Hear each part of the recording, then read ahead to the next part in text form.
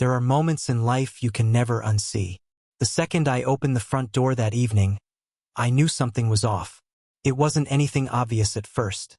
The lights were on, the TV was off. The quiet hum of the fridge was the only real sound in the house. But then it hit me. Not a sight, a smell, cologne, and not mine. It was sharp and unfamiliar, rich, a little musky, like something from a department store sample counter, but expensive. Way too expensive. Not the kind of scent someone would forget to wear or forget to take with them. I stood there for a second longer than I normally would have.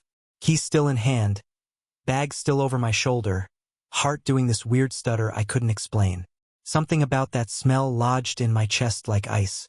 We lived in a pretty quiet neighborhood, nothing upscale, but not cheap either. A place where people left their porch lights on and said good morning when you passed them with the trash bin. I knew our neighbors. I knew their cars, their routines. And I sure as hell knew no one who wore cologne like that. I took one step into the house and that's when I saw it. A jacket, draped over the arm of the couch like someone had just tossed it aside without thinking. Not mine. Not anyone I'd ever seen wear it. It was a dark navy, will blend maybe, sleek with leather trim on the collar and lining. Something you'd see on a magazine ad, worn by a guy in a downtown rooftop bar, swirling bourbon in his hand. I walked over and ran my fingers along the seam. Tailored. No tag. Definitely not off the rack. "Hannah," I called out. I waited. She didn't answer right away. I heard the faint sound of water. Not running, but dripping from down the hall. A second later, she stepped out of the bathroom, towel in hand, hair damp and clinging to her neck, cheeks flushed. She looked startled to see me, like I'd caught her mid-thought. "Oh," she said, blinking. "You're home early." I wasn't. I always came home around this time. She knew that. I gave a small smile, trying to hide the unease creeping into my gut. "Yeah, slow day." She padded into the living room, her bare feet quiet against the hardwood.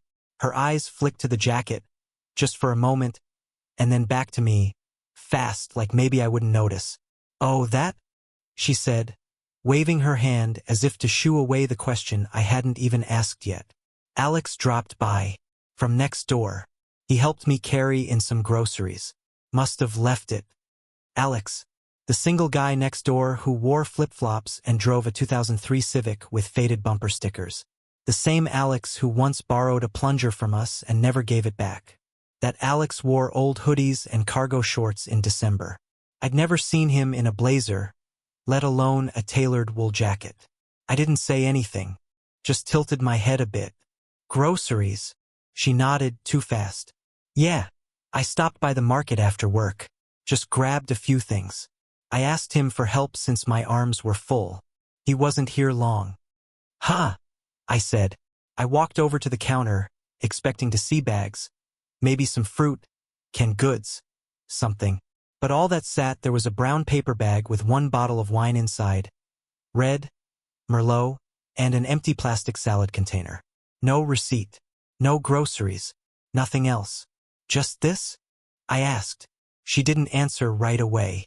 Her lips pressed together like she was debating whether to be annoyed or amused. "Yeah," she said finally. "I ate the salad already. The wine's for dinner. I haven't unpacked the rest yet." "There's no bag," I said. She raised an eyebrow, defensive now. "Maybe I left it in the car. Want me to grab it?" "No," she snapped, too quickly. Then softer. "I mean, no, it's fine. I'll get it later." I set the salad container down and leaned back against the counter. "You sure?" She nodded, brushing her hair back behind her ear. "Yes, Jake. It's fine." It wasn't fine, and I could tell she knew I knew. There was a pause then, just long enough to feel like a stare-off, short enough to deny it happened if one of us tried to explain it later. She looked tired, or at least she wanted to appear that way. Like maybe if she gave off enough, "I'm just exhausted" energy, I'd stop asking questions. I didn't press. Not yet. I walked past her, into the hallway, and slipped into the garage for a second. We'd had issues with the motion-activated camera down there before. It ran on an app, nothing fancy, and sometimes it glitched, but for the most part it worked. I pulled it up on my phone, just out of sight, pretending to check a message. Nothing. The last ping was when I left that morning. No notification of anyone entering through the garage since. And definitely no recording of Alex or anyone else showing up in the last couple hours. I walked back inside. She was sitting on the couch now, scrolling her phone like none of this felt strange. The jacket was still there, untouched. "Camera's been weird again," I said casually. Her thumb froze on the screen. "What?" "The garage camera. Didn't pick up anything all day." She laughed. Not a real laugh. More like the kind of nervous chuckle people make when they're trying to buy time. "Those things are unreliable. I told you that. You should probably get it checked out." "Probably," I said. Another silence. She kept scrolling, pretending to be interested in whatever was on her screen. "Anyway," she added, "Alex said he might swing by later to grab it. I'll text him just in case." She didn't text him. I watched. Her phone stayed in her lap. I wanted to ask why she showered after a grocery run. Why her cheeks were still flushed even though it was cold outside. Why there was no car noise on the driveway cam either. Why there was only one wine glass on the drying rack by the sink. But I didn't. I just sat down on the armchair and said nothing. The jacket remained between us, not literally, but symbolically. Like a line drawn in the sand. We both knew I wasn't buying her story. She knew it. I knew it. But neither of us said it out loud. She tried to change the subject. Something about work. A coworker's dog. Some nonsense to fill the silence. I nodded when appropriate, but I didn't respond much. Because the truth was, something had shifted in me. It wasn't rage or jealousy. Not even confusion. It was something deeper, a quiet knowing. A subtle, sinking feeling that told me this night was the first crack in something we'd been pretending was whole. It didn't matter if I had proof. Not yet. What mattered was what I felt. And what I felt was distance. A kind of emotional gap that used to be filled with jokes, eye contact, casual touch. Now it was full of silence, sarcasm, sideways glances. And now cologne. A scent that lingered long after I opened the windows. Long after she'd gone to bed. A scent that didn't belong. Just like the jacket. Just like the feeling in my chest. Heavy, hollow, growing colder by the minute. I stayed downstairs that night, pretending to be tired. She didn't argue. She went to bed alone and didn't ask why I didn't follow. I stared at the jacket for a long time. I never touched it again. In the morning, it was gone. But the suspicion wasn't. After that night, I stopped trusting the surface of things. Not just Hannah's explanations, but everything. Her smile. Her routine. Even my own instincts, which I'd spent years telling myself were solid. I used to believe that trust was like gravity. Once it was there, it held everything down. Stable. Predictable. Safe. But now I was starting to see the cracks in the pavement I'd been walking on for years. And the worst part? They'd been there the whole time. I just hadn't wanted to look. The morning after the jacket incident, Hannah acted normal. Too normal. She kissed me on the cheek, talked about a meeting she had later, asked if I could grab more coffee beans on my way home. And for a second, I let myself believe maybe I was being paranoid. But the cologne had been real. The jacket had been real. The lie had been real. So I started paying attention, not obsessively, not at first. Just watching, noticing, like how her phone was always face down now. Always. She used to leave it unlocked on the kitchen counter. Texts lighting up the screen while she cooked or scrolled through recipe videos. Now it never left her side. Not even when she went to the bathroom. She changed her password, too. I asked her why one night, casually pretending it didn't matter. She said, "My job's getting stricter about confidentiality. You know how it is." Sure. Except her job hadn't changed. She still worked in client services for the same company. Still handled marketing meetings and brand decks.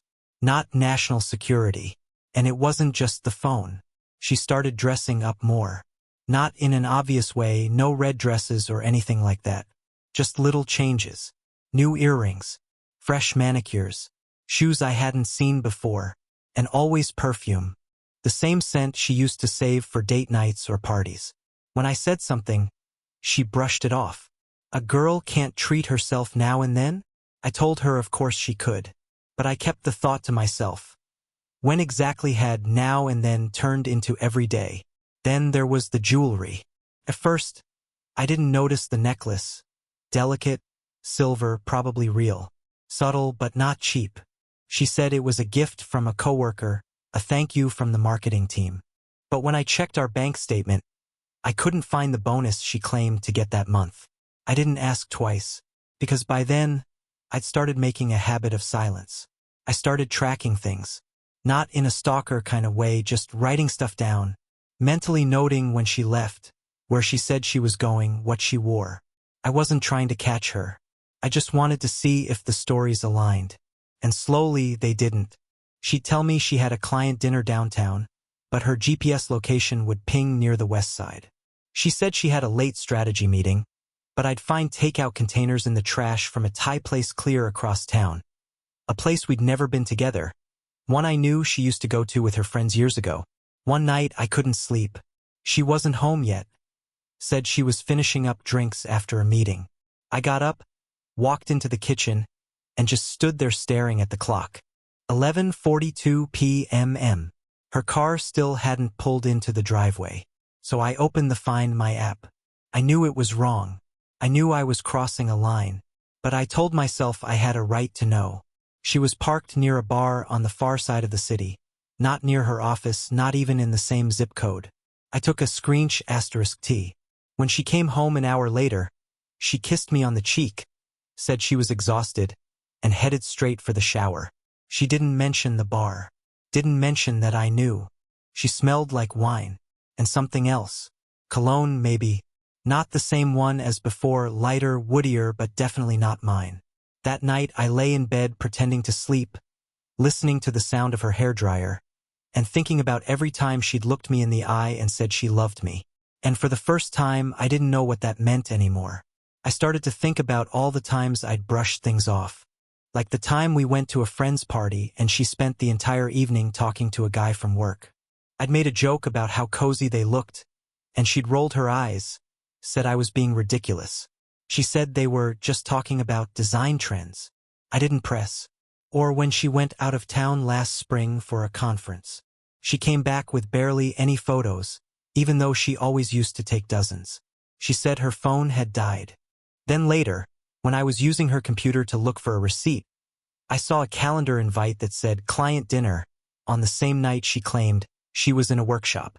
I ignored it. Back then, I always gave her the benefit of the doubt. Now I realized the benefit wasn't for her. It was for me. It was easier to pretend everything was okay than admit our marriage had shifted under my feet while I wasn't looking. And yet, I still wanted to believe. That's the worst part. Even when things didn't add up, even when I found inconsistencies or heard stories that didn't quite line up, some part of me wanted to be wrong. Because if I was wrong, then there was still something worth saving. One weekend, she said she had to go into the office to prep for a new campaign. I offered to come with. I had a few errands nearby, figured we could grab lunch after. She froze, then smiled too quickly. It'll be super boring. Spreadsheets and invoices. You'd hate it. I told her I didn't mind. She pushed back harder. I'll be there all day, Jake. Go enjoy your weekend. Seriously. So I let her go. Watched from the upstairs window as she got into her car, wearing jeans and a blazer I'd never seen before. She looked polished. Polished in a way that didn't match invoices and spreadsheets. Out of curiosity or something worse, I checked the security feed from the parking garage near her office. We had a subscription to the building's access system. I told myself I just wanted to see when she got there. She didn't. No entry logged. Not all day. That night, she came home with a bag of paperwork and takeout, acting exhausted, mumbling about tight deadlines and last-minute edits. I didn't say a word, just nodded and handed her a glass of wine. Inside, something was cracking. I told myself maybe I was being paranoid. Maybe she had a last-minute meeting somewhere else. Maybe she'd gone to a different building. Maybe 1,000 things. But the truth was, I didn't believe her anymore. Not fully. Not even halfway. The difference now was I stopped making excuses for her. I started writing things down. Not to confront her. Not yet. Just to be sure I wasn't going crazy. The hardest part was pretending I didn't notice. Pretending I still believed the stories. Still laughed at the jokes. Still looked at her with the same eyes I used to. But the truth is, when you start to see your partner as a stranger in your own house, it doesn't matter how many times they say, "I love you." You start watching their mouth instead of their eyes. You start counting the seconds before they blink. You start wondering if they're already gone. And you're just the last one to find out. And maybe that's the most brutal part of betrayal. Not the moment it happens, but the slow, quiet realization that it's already been happening for a long time. And you just didn't want to see it. Some things don't hit you like a bomb. They arrive quietly, like dust settling on glass. Until one day, you realize you can no longer see through it. I wasn't looking to prove anything anymore. I didn't need to catch Hannah red-handed or get her to confess. That part of me, the one that still wanted her to explain everything away, was fading fast. But a man can only pretend for so long. And eventually, pretending starts to hurt more than knowing. It was a Thursday night when the illusion finally broke. We were having dinner or trying to, anyway. She made pasta, poured wine like nothing was off, and talked about a new client she'd been assigned. I sat across from her, nodding in all the right places, watching the way her mouth moved when she lied. She was good at it now. Calm, controlled, effortless. That used to hurt more than anything, realizing how easy it had become for her. But by that night I was past the pain, past the confusion, past the bargaining stage of grief. I was just waiting for the final confirmation that I wasn't crazy. And it came quicker than I expected. She told me she had a deal discussion at a bar on the north side. Said it was with a prospective client. Mid-level finance guy, very serious, very corporate. Her words. She even put on her work heels. The ones she only wore when she wanted to look powerful, sharp. "You'll be late," I asked, casual as anything. "Probably. Don't wait up. Okay?" "Of course." She smiled, kissed my cheek, and left. As soon as the door closed, I sat still for a minute, listening to the sound of her heels fading down the walkway. I don't know what I expected to feel, sadness, maybe, anger. But what I felt was closer to relief. Because now I was going to know. For sure. No more theories. No more gut feelings. Just the truth. I walked into the garage, opened my laptop, and logged into the monitoring system I'd quietly upgraded the week before. See, while Hannah was keeping secrets, I'd started keeping a few of my own. One of the side benefits of being in IT, you know how to watch without being seen. A few discrete changes, a backup router, a mirrored phone login. And just like that, I had a new set of eyes. First, I checked her office parking lot camera, nothing. No entry. No movement near her car. Next, the bar. We'd been there once together, maybe a year ago. Nice place.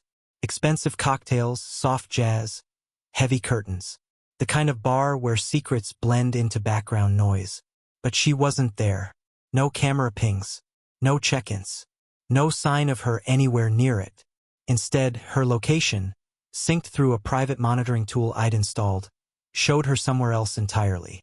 A hotel. Out by the interstate. One of those business-class chains, clean, anonymous, forgettable. My pulse didn't spike. My breath didn't hitch. I just stared at the map like I was reading the weather report. She was there. With someone.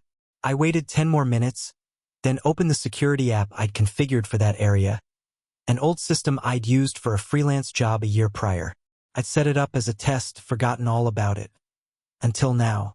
One of the cameras had caught motion in the rear parking lot. I pulled up the feed.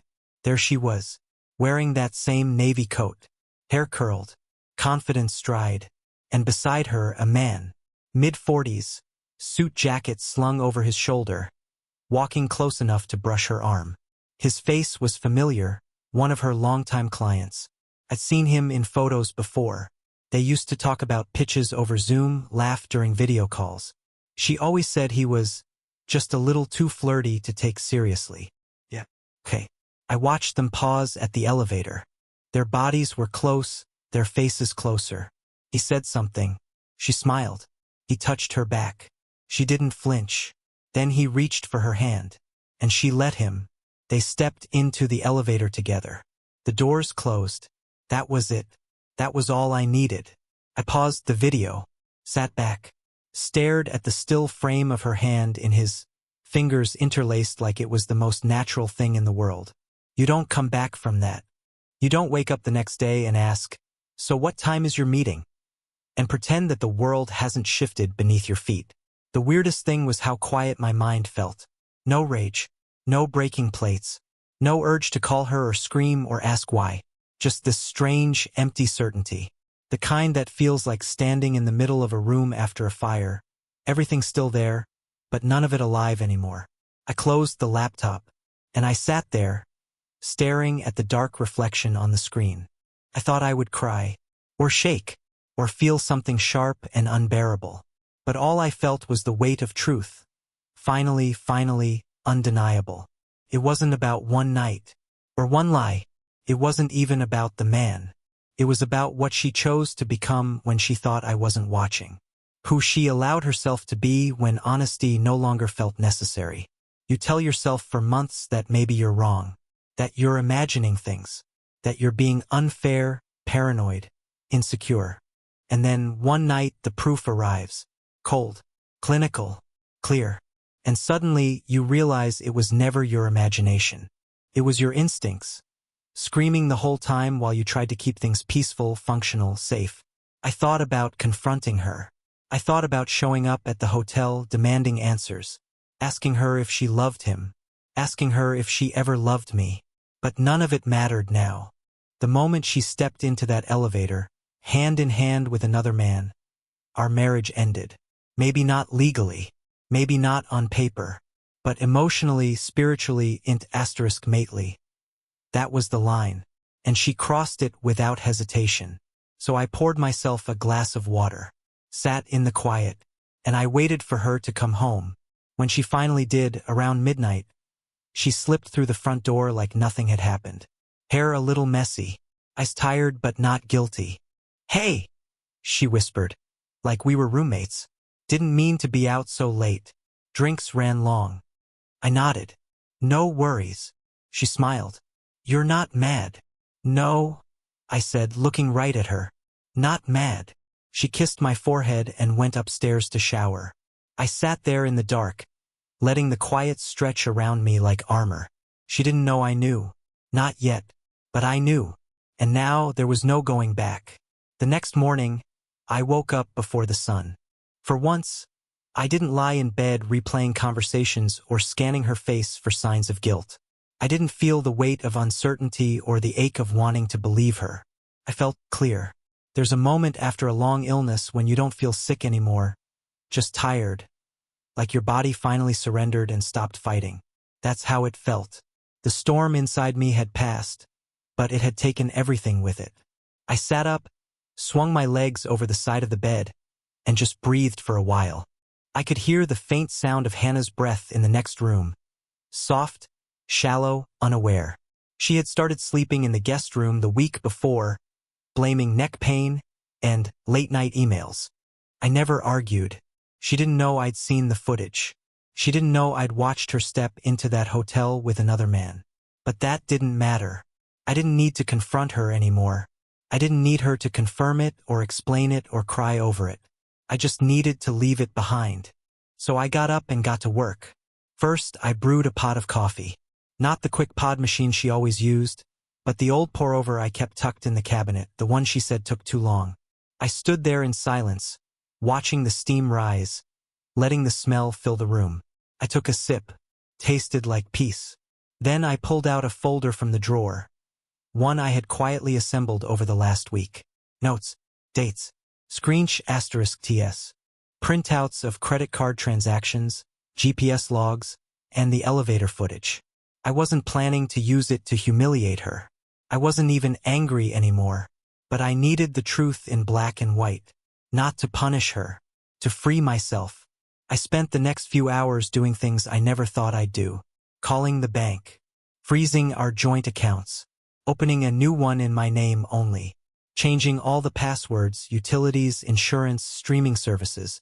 She wouldn't be locked out yet, but she'd know the locks had changed. I canceled our couple's therapy sessions, the ones I had pushed for, the ones she kept rescheduling, then missing altogether. Then I called a lawyer. It was early, but I left a message. I didn't even hesitate when I said the word divorce. It didn't feel real at first. Just paperwork. Boxes checked. A new kind of morning routine. But then came the part one wasn't sure I could do. Packing her things. I walked into our bedroom. The sun was just starting to rise, throwing gold across the floor, and for a second, it all looked so normal. Her robe on the back of the door, her perfume on the dresser, a book open on the nightstand, some romance novel she'd been halfway through for weeks. I stared at it all for a long time. Then I opened the closet. I didn't touch everything, just what was clearly hers. The blouses she wore to meetings, the heels I'd seen in the hotel footage, the jewelry she never wore around me but always had on when she was networking.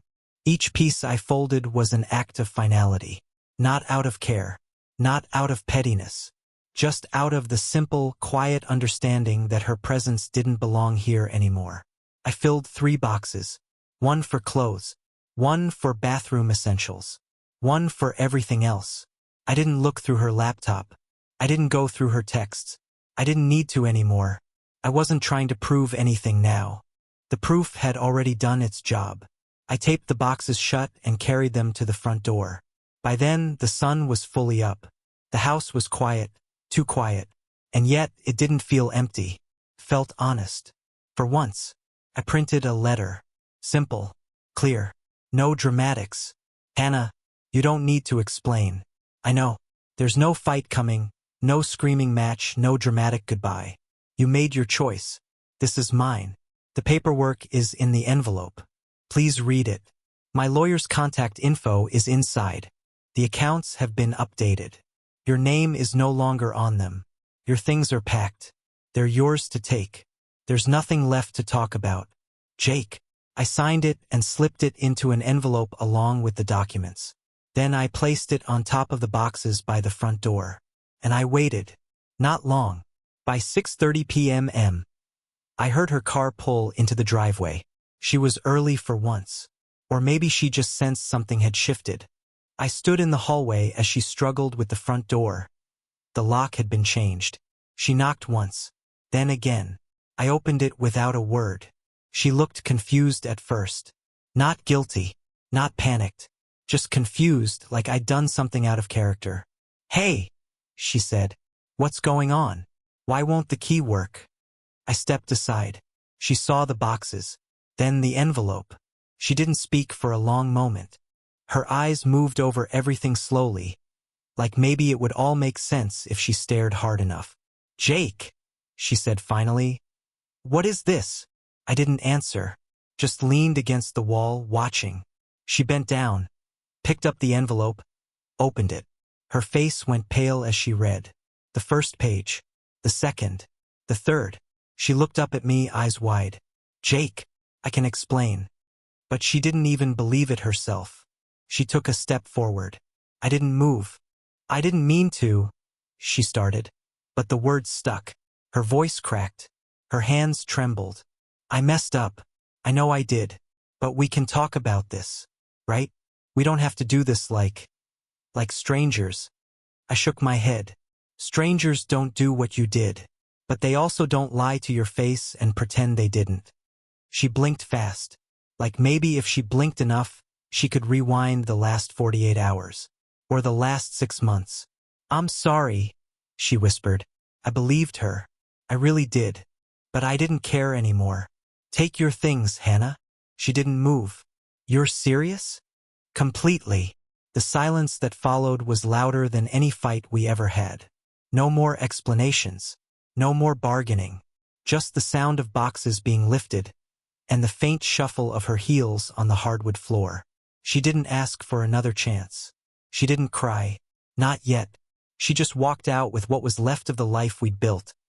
3 boxes, and a truth she couldn't deny anymore. And I closed the door behind her. Softly. No slam. No final word. just the click of a lock. And for the first time in a long, long time, I felt free. You think the hard part is catching them. That the moment you see the evidence, the footage, the texts, or the lipstick on someone else's collar, it'll wreck you. That it'll be the moment your life splits in two. But that moment, the reveal is clean. Brutal, yes, but sharp. It leaves no questions. The real damage comes afterward. The silence, the absence, the long, slow unpacking of everything you thought was real.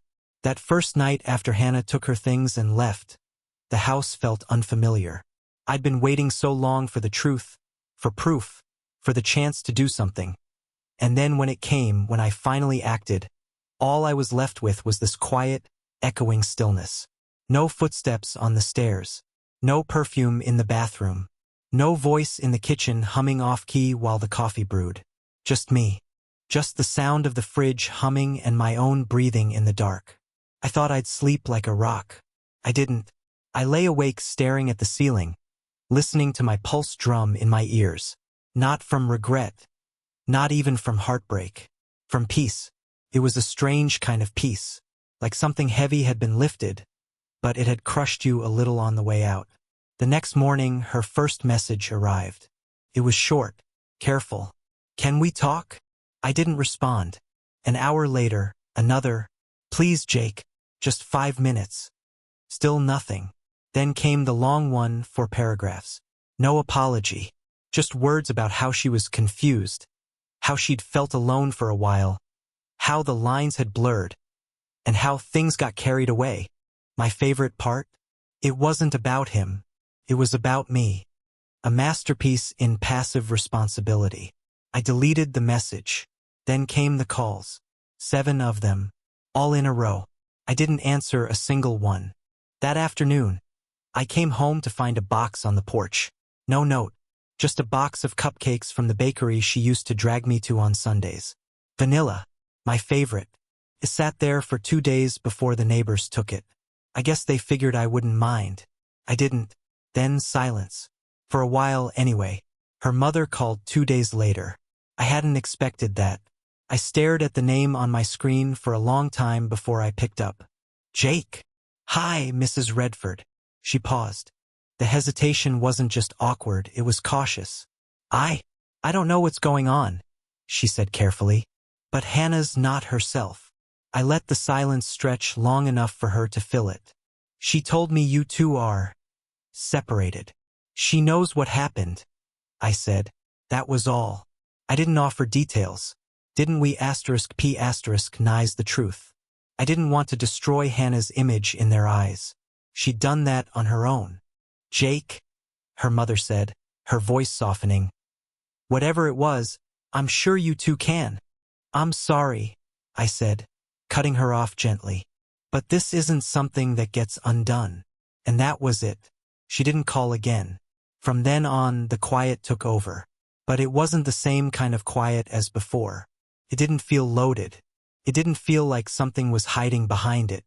It just was. The house started to feel different. Not happier. Not yet. But less haunted.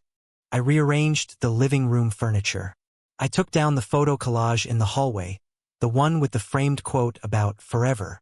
It went into the garage. Next to the box of wedding mementos I didn't have the stomach to throw away just yet. I started cooking again.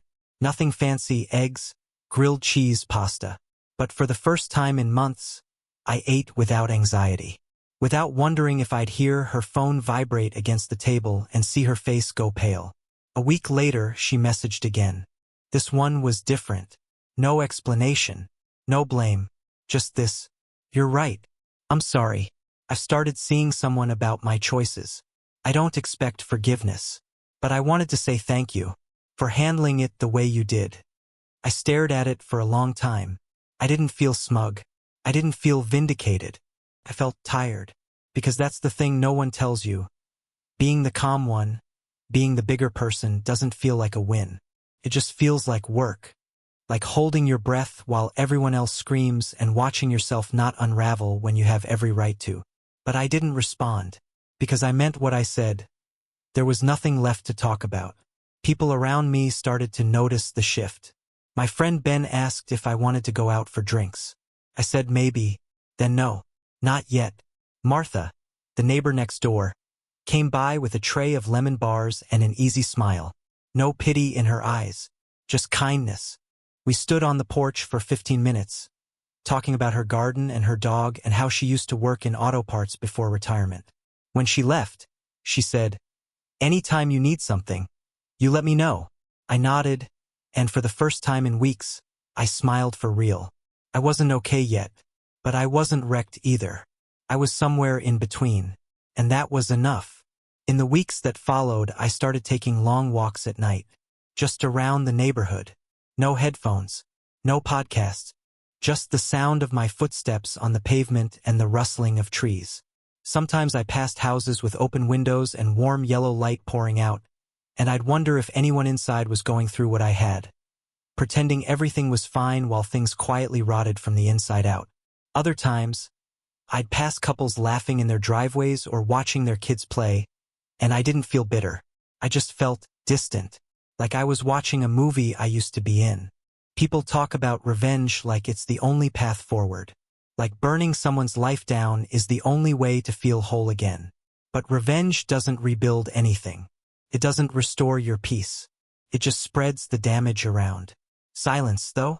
Silence is a scalpel. Cuts ties cleanly. Says, I don't need to prove anything. I know what happened, and I don't need your pain to carry mine. And that silence? It gave me something better than closure. It gave me distance. From her. From the noise. From the version of myself that spent months doubting every instinct. I didn't check her social media, even though I was tempted. I didn't look up the man from the hotel. I didn't track down rumors or ask mutual friends what they knew. What was the point? The truth doesn't need promotion. Survives on its own. And I'd seen enough. It wasn't my job to make sure she felt the consequences. It was hers. And mine? Mine was to make peace with the pieces left behind. Quietly, steadily, on my own terms. I didn't want her to see me heal. I just wanted to heal. And in the silence she left behind, I finally started to. I stopped watching the door, rearranged the house, tossed old photos, kept only one. Us before the cracks. My nights were quieter now. Fixing cars in the garage, music low. Martha from next door would stop by sometimes, coffee in hand. No questions, no pity. The silence no longer felt empty, felt like breathing again. Months passed. The house was still but no longer sad. I slept through the night. No cameras, no checking apps. Hannah faded. Her name, her noise, her need for control. I let it all go. My world didn't need her chaos. Peace wasn't loud.